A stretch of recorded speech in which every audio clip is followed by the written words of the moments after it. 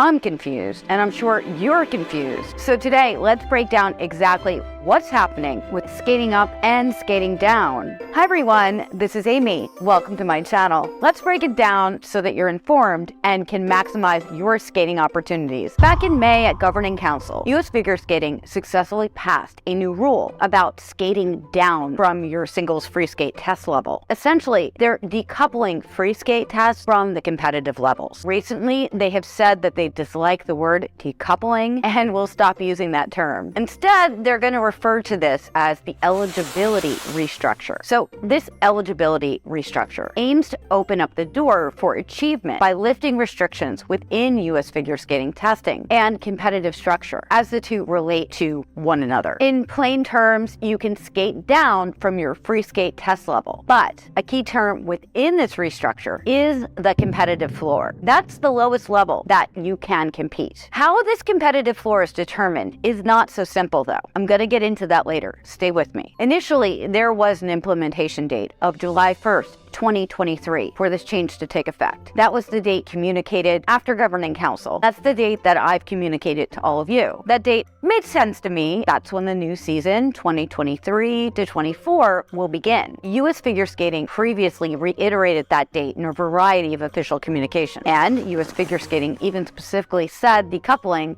or eligibility restructuring is not in play for this season. That was communicated explicitly. So the information I provided was based on that information. If you watched my videos before, you probably already know this. In case you're new here, I am a PSA ranked and rated coach. I'm also an ISI certified gold judge. However, I am not an official for US Figure Skating or a spokesperson for US Figure Skating. I don't sit on any committees. I get the same information that is available to all members. I'm pointing that out because much like all of you, I've been operating under the assumption, no, that's the wrong word. It's not an assumption. I didn't assume anything. I was operating under the specific information US Figure Skating provided through their official channels. It seems, however, the date was changed to December 1st of 2022. This new implementation date was presented on a series of webinars for local clubs, officials, coaches, skaters, and parents. When I watched the recordings of all those calls, I watched them all. I wanted to make sure that I knew what I was talking about and that I understood everything correctly. The date also appears in the updated version of the rule book, along with the new summary of corrections in members only. You'll find that at members rules and policies page. I've also added it to my annual figure skating planner in the rule changes section. If you haven't gotten your annual planner yet, just go to skatewithamy.com/shop.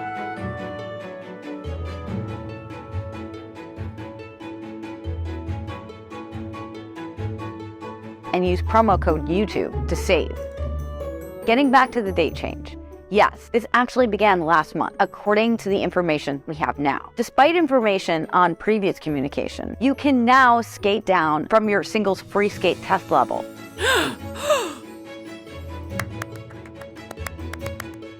This came as a surprise even to someone like me that reads all the rules and painstakingly sorts through them for my own skaters and to present them to you. I did reach out to US Figure Skating and the chairs of the event series for further clarification. This is super confusing. I sent an email to US Figure Skating on December 16th. However, as of the recording of this video on January 2nd, I have not received a reply yet. But the new rulebook has been changed to reflect the applicable rules for December 1st implementation. That's probably enough clarification. Anyway, as much as a surprise as this is to me, despite previous official communication to the contrary, it is what it is, and you can now apparently skate down, even for the Excel series, at least according to the latest information available. Could this be any more confusing? Probably not. Leave me a comment down below and let me know your thoughts. I want to hear what you have to say. As I said in the beginning of the video, a competitive floor has been introduced. I told you I was going to get back to that. Here it is. This applies to skaters that register for a series through EMS. The second part of eligibility is some name changes, which I've discussed previously in other videos. In case you missed those, US Figure Skating will be renaming moves in the field to skating skills. But don't panic, you don't have to retake your tests or anything. I don't want to trivialize it, but it's really just a name change. It's not going into effect until next season, on July 1st, 2023. And of course, there is the decoupling, the eligibility restructure. Sorry, that's gonna take some time getting used to saying. This is that skating down thing, which went into effect on December 1st, much as a surprise to many of us. I'm saying that again because the change of implementation date is confusing. I want to ensure that everyone is clear and on the same page. It's not really anything to worry about. It's just simply an opportunity you can use to skate below your free skate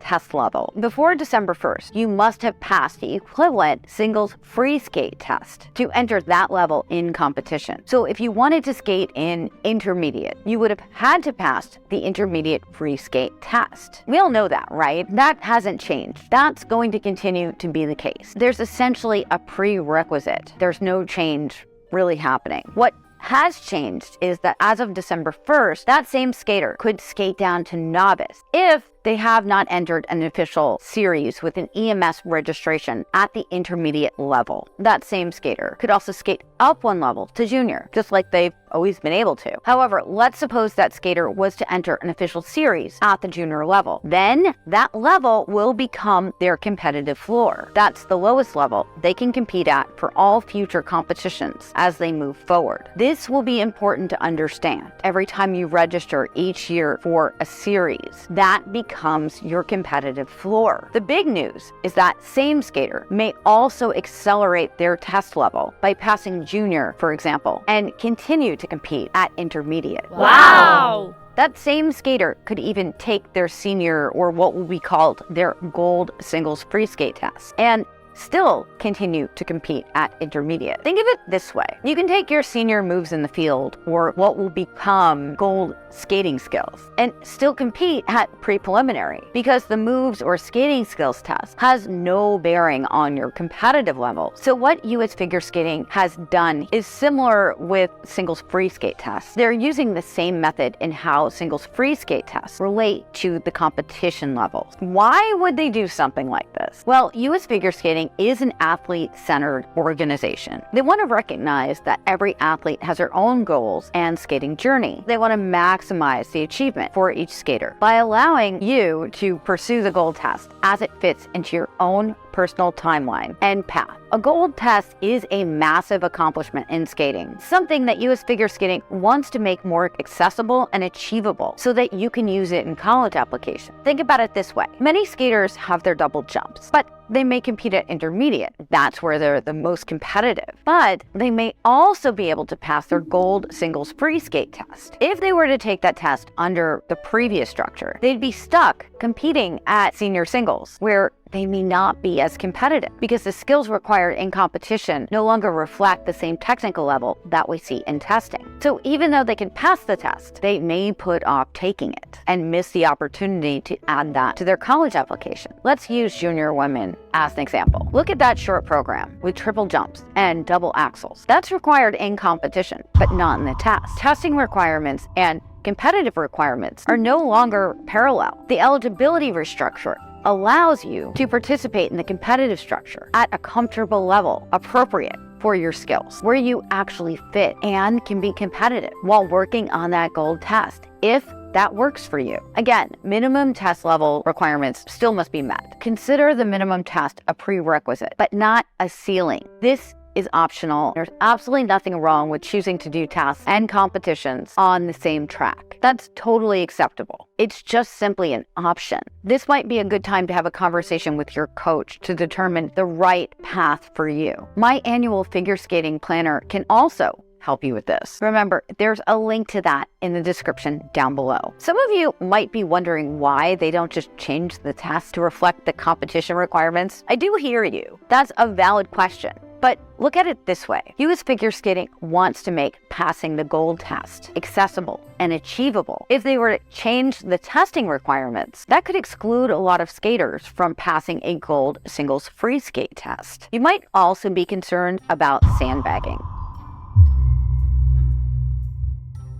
I hear you there too. Really? That's already happening? Yeah. By skaters putting off their singles free skate test. US Figure Skating doesn't anticipate that many skaters will be skating down from their singles free skate test levels at the lower levels. They think this will primarily be utilized with high school aged skaters and possibly college aged skaters who, once they get to intermediate or novice, feel that's the right competitive level for them, but they still want to pass that gold test. The anticipation is that this will probably be utilized at the juvenile and intermediate levels and higher for teenage athletes.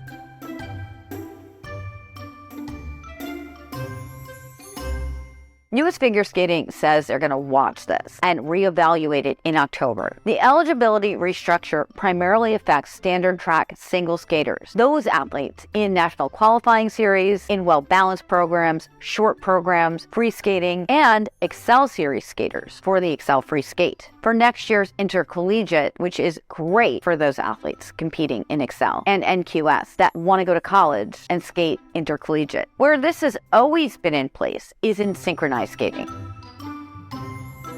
It's also been in place for dance and pairs for multiple years, and it's been in place for theater on ice as well. This does not impact adult skaters. Let me repeat that. This does not affect adults. It does not touch adult skating at all. There are no changes to adult competitive levels at any level of adult competition. So all my adult skaters out there do not have to worry about this. For adults, you must still skate at the highest singles free skate test you have passed, or you can also skate up one level. But adult skaters are not permitted to skate down from their singles free skate test level. Note that this is different from ISI, where you can complete an affidavit for test level review to request a review of your current ISI test and competition level. If you passed a freestyle test at a younger age and can no longer execute those maneuvers, or if you're like me and had surgery or another ailment that might make the performance of a previous test level impossible. US Figure Skating, unfortunately, do not permit adult skaters to compete down from their highest level for any reason. So adults in a situation like that may want to consider ISI for competitions. By the way, I'm also working on a video about the upcoming adult qualifying season. Look out for that in about a week or two. Anyway, the eligibility restructure also does not affect Showcase either right now. It is being evaluated for future seasons. For solo dance, there are no changes from the current rules. This really only impacts standard track single skaters at this time. If you're interested in watching the webinars presented by US Figure Skating, you can find them in members only. If you found this video helpful, please give it a like and share it with somebody else that you think it could help. Just post it on your social media too. I post videos every week that can help you with your figure skating, your fitness, nutrition, and ultimately live a better life. I plan to do a video about score banding in the future. You don't want to miss that. So be sure to subscribe and ring the bell so that you never miss a video. If you want to learn more about the Excel series, you can watch this video next. For more about rule changes, you can watch these videos next. This is Amy. Happy skating. Thank you for watching. I will see you real soon. Bye.